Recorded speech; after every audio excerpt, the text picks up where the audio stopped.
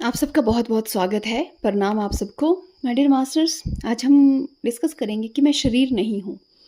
ये हम कैसे पता करें? हम जानते हैं तंत्रलोक में भी अभिनव गुप्ता जी ने एक्सप्लेन किया है कि ज्ञान और अज्ञान की बड़ी सुंदर उन्होंने परिभाषा दी है। उन्होंने कहा है कि अज्ञान का अर्थ ये नहीं है कि ज्ञान नहीं है। अज्ञान का अर्थ है कि ज्ञान को हम विस्मृत कर चुके हैं, हम भूल चुके हैं। ज्ञान है, किंतु हम ज्ञान को भूल चुके हैं। इसका अर्थ ये हुआ कि संसार में प्रत्येक मनुष्य ज्ञानी है, किंतु वो अपने ज्ञान को भूल चुका है। इसलिए ही वो स्वयं को अज्ञानी समझता है और ये भूलना होता है माया के वश, माया के कारणवश या अविद्या के वश। ठीक है, तो वैसे ही हम स्वयं को शरीर समझते हैं। माया के वशीभूत होकर हम मानते हैं कि मैं, अगर आपसे कोई पूछे कि आप कौन हैं, तो आप कहते हैं कि मेरा नाम ये है। ज़्यादा से ज़्यादा कोई पूछे कि और क्या हो, तो आप अपनी डेजिग्नेशन बता देंगे, अपनी एजुकेशन क्वालिफिकेशन बता देंगे, अपने रिलेटिव बता देंगे, अपना स्टेटस बता देंगे, अपने प्रॉपर्टीज़ को बता देंगे। लेकिन वो तो सब वर्ल्डली अफेयर्स हैं ना, वो सब तो मटेरियलिस्टिक थिंग्स हैं। आप कौन हैं? ये क्वेश्चन इंपॉर्टेंट है। और ये क्वेश्चन इंपॉर्टेंट इसलिए भी है क्योंकि यहीं से आपकी आध्यात्मिक जर्नी की शुरुआत भी होती है। पहला स्टेप ही ये है कि आप ये समझें कि आप शरीर नहीं हैं। किंतु प्रश्न यही आता है कि हम कैसे समझें कि हम शरीर नहीं हैं? कैसे ये अनुभूति हो कि आई एम नॉट बॉडी? तो फिर पहला तो यही है, मन तो बाद में कि मैं मन नहीं हूँ, वो तो सेकंड स्टेप है, वो थोड़ा कॉम्प्लिकेटेड भी है। किंतु मैं शरीर नहीं हूँ, ये कैसे समझें? मास्टर्स, एक सिंपल सा मेथड है। अगर आप उसको अनुभव कर पाए, अगर आप में थोड़ी सी भी माइंड को कंसंट्रेट करने की, अगर धारणा की, अगर आप में थोड़ी सी भी शक्ति है, तो आप इसको अनुभव कर पाएंगे। पतंजलि योग सूत्र में जो अष्टांग योग की परिकल्पना या धारणा जो हमारे महर्षि पतंजलि ने दी है, वो बहुत ही सटीक है। हमें अक्सर अपनी आध्यात्मिक जर्नी वैसे ही शुरू करनी चाहिए। उसमें एक स्टेप आता है धारणा, फिर ध्यान, फिर समाधि। ठीक है डियर मास्टर्स, अगर आप जानना चाहते हैं कि आपने कौन कौन से मास्क, कौन कौन सी आइडेंटिटीज़ बना के रखी हैं अपनी लाइफ में, कौन कौन से चेहरे आपने अपने चेहरों पे डाल रखे हैं, कौन कौन से फेसेस आपने डाल रखे हैं जो कि आपकी आध्यात्मिक उन्नति में बाधा बने हुए हैं, तो आप ये पढ़ सकते हैं। ये बुक है जिसका नाम है ईगो मैनी फेसेस आई वोर बाय कुसुम ठाकुर। इस बुक में बहुत सारी ऐसी एक्सरसाइजेस दी हैं, बहुत सारी ऐसी आइडेंटिटीज़ के बारे में एक्सप्लेनेशन दी है जो कि आप अपनी डेली लाइफ में ही क्या करते हो, उन आइडेंटिटीज़ के थ्रू एक्ट करते हो, और जो आपकी आध्यात्मिक उन्नति में बाधा बनी हुई हैं, आप कैसे उनको ओवरकम कर सकते हो, ये भी इस बुक में कम्प्लीटली एक्सप्लेन किया गया है। सो मास्टर्स, इस बुक को पढ़िए और अपनी आध्यात्मिक उन्नति में एक स्टेप। तो धारणा मीन्स वन पॉइंटेड कंसंट्रेशन। हमारा मन यहाँ वहाँ भटकता रहता है, चलायमान रहता है। पहले तो हमें उसको एक पॉइंट पे लाने की कोशिश करनी है। इसके लिए आप बहुत सी विधियाँ उपयोग में ला सकते हैं, जिसमें विपस्सना है, त्राटक है, श्वास पे ध्यान देना है। ये सब वो विधियाँ हैं जो धारणा की विधियाँ हैं, ये ध्यान नहीं है। जब धारणा स्टेडी हो जाती है, यानी बहुत लंबे समय तक रहने लग जाती है, यानी बहुत लंबे समय तक आपका मन एक पॉइंट पे स्थिर रहना शुरू हो जाता है, तो वो ध्यान की स्थिति बनती है और फिर उसके बाद समाधि घटित होती है। तो ये एक प्रोसेस है मास्टर्स। तो मैं शरीर नहीं हूँ, टॉपिक पे आते हैं कि मैं शरीर नहीं हूँ, ये कैसे समझे। तो उसके लिए पहले तो आपका माइंड थोड़ा सा धारणा पे आपकी पकड़ होना आवश्यक है, और उसके बाद आपने क्या करना है, शांत होकर बैठना है और कंटेम्पलेट करना है।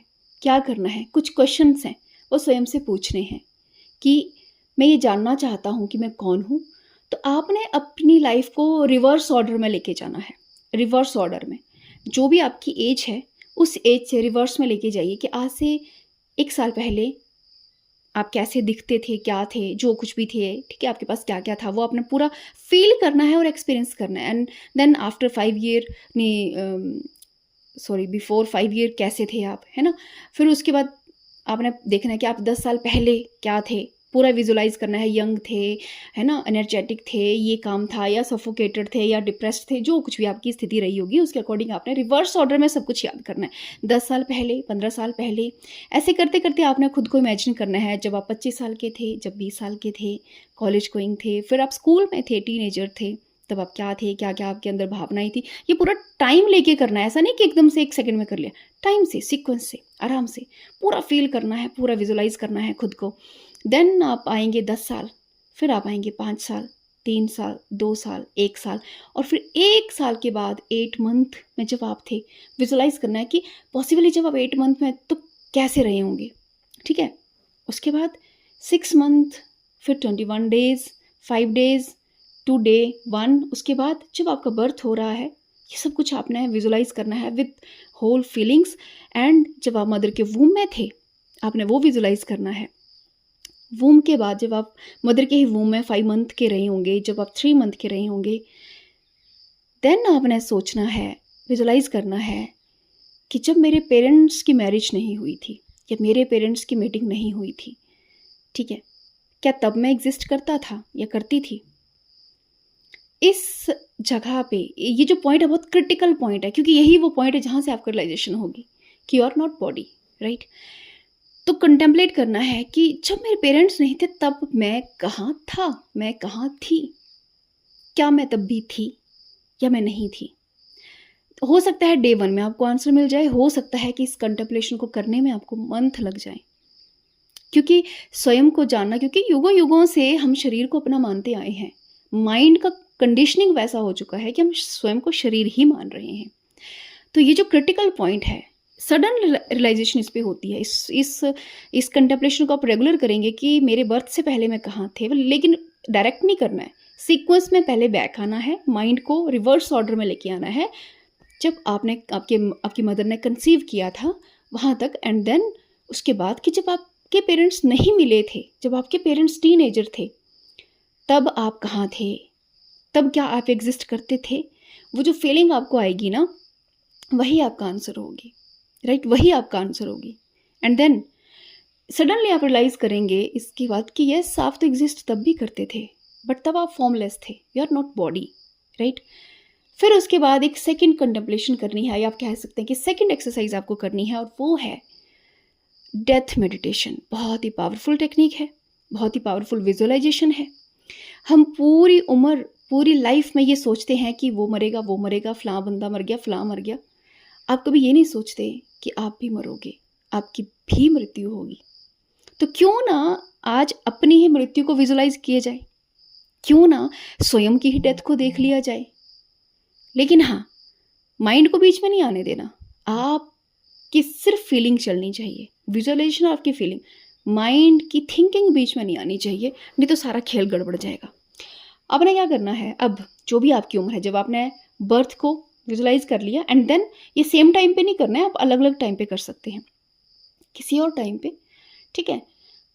बट मतलब अगर आप ये दोनों एक्सरसाइजेस अल्टरनेट टाइम पे करेंगे, बट टुगेदर साथ में करेंगे, मतलब ऐसा नहीं है कि 4 महीने एक की, 4 महीने वो नहीं, 4 महीने में दोनों कीजिए, ठीक है। एंड देन आप विजुलाइज कीजिए अपनी डेथ को। आप सोचिए कि आप डेथ के बेड पे हो, आपके सारे रिलेटिव आपके आसपास खड़े हैं, सब लोग हैं, आप डेथ के बेड पे हो, आप कितना चाहो रुकना, अब आप नहीं रुक सकते, ईश्वर आपको मौका नहीं देगा, कितने ही आपके बच्चे हों, कितने ही उनकी लाइफ में स्ट्रगल हों, कुछ भी हो, बट अब आप नहीं रुक सकते, राइट। आपको जाना ही पड़ेगा, और अपनी डेथ को प्रॉपर विजुलाइज करेंगे, और विजुलाइज करने के बाद पूरी जो भी आपके रिचुअल्स होती हैं, डेथ रिचुअल्स, वहाँ तक विजुलाइज करेंगे, और देखेंगे कि जब आपकी बॉडी को मतलब जला दिया गया है, क्या तब भी आप एग्जिस्ट करते हैं, राइट। तो ये भी आपको थोड़ा लंबा करना पड़ेगा। जब ये कंटेम्पलेशन आप दोनों करेंगे, तो एक समय में आप महसूस कर पाएंगे कि जब शरीर नहीं होता है, आप तब भी होते हैं, तब भी आप एग्जिस्ट करते हैं, राइट। और यही है, जब शरीर नहीं होता है, जब आपका बर्थ नहीं होता है, तब भी आप एग्जिस्ट करते हैं, जब आपकी डेथ हो चुकी है तब भी आप एग्जिस्ट करते हैं। तो इसका मतलब आप शरीर नहीं है, आप शरीर से परे कुछ हैं, राइट। यहीं से आपकी जर्नी की शुरुआत होती है। सो आई होप आप इस फर्स्ट स्टेप को अच्छे से विजुलाइज करके, कंटेम्पलेट करके, अपनी एक्सरसाइज करके इस चीज़ को समझ पाएंगे, और फिर आपको ध्यान में और प्रगति देखने को मिलेगी। Thank you.